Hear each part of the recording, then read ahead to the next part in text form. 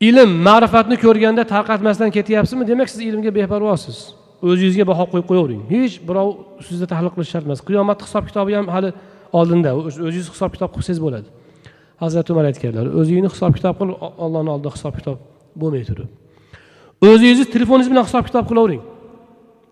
Telefonda nima saqlayapsiz? Nima tarqatyapsiz? Siz o'shasiz.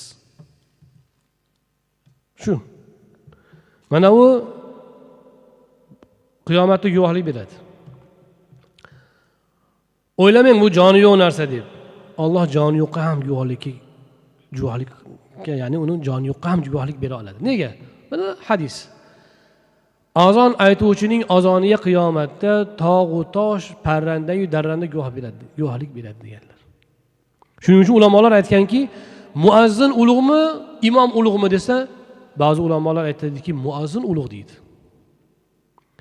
Nega desa, imomlikka qiyomatda u tog'-u tosh guvohlik bermaydi, lekin muazzinga guvohlik beradi. Tog'-u tosh guvohlik beradimi azonga? Boshqasiga guvohlik beradi. Alloh xohlaganini gapirtiradi. Mana bu sizga hozir siz bir joyga kirib ketyapsiz, nima qilasiz? O'chirib yuborasiz. Bu qilasiz, eplaysiz. U qiyomatda u gap ketmaydi. Xullas bu bizga tashxis, bitta misol. Endi o'zimizni o'nglashga ham harakat qilishimiz kerak. Ilm, ma'rifatni ulashishga o'rganish kerak. Nimaga biz ilm, ma'rifatni ulashmasdan hiring-hiringlarni ulashamiz? Chunki o'sha hiring qalbimizga ta'sir qiladi, ilm, ma'rifat ta'sir qilmaydi. Tuyg'uyimizga tekkandan keyin biz ishga tushamiz. Biz tuyg'u bilan ishlaymiz. Ilmdan uzoqlashganimiz uchun tuyg'uyimiz ilmga nisbatan o'lib qolgani uchun ishlamaydi. Ulamolar aytadilarki, ibodat deydi. Ibodat shavq uzoq bilan ham bo'ladi. Lekin shavq uzoq agar bo'lmasa, shavq uzoq topguncha inson o'zini majburlab shu xislatini uyg'otish kerak bo'ladi. Har bir narsaga malaka kerak bo'lganidek, taqvoga ham malaka kerak. Ilmga ham malaka kerak.